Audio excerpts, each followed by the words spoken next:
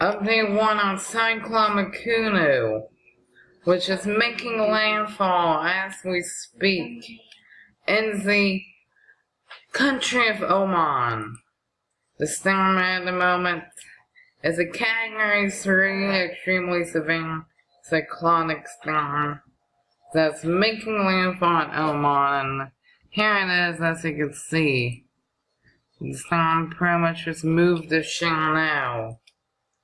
And this will continue. This is the most intense storm to strike Oman, and not really much can be said about it now, as it will move, as that's its current position.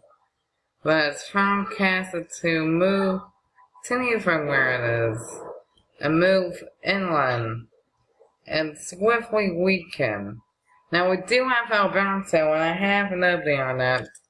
Update 2 will come out tomorrow, but this is a big deal. A developing system that, just take a look at the track. Category 1 for Wildcat 2 reaches Category 3, now moving over and inland. It is nighttime over the region, I think. But if not, I'm going to give you a close and personal shot. It's just about, it's nighttime. That's all there is to really be said in the point of this video.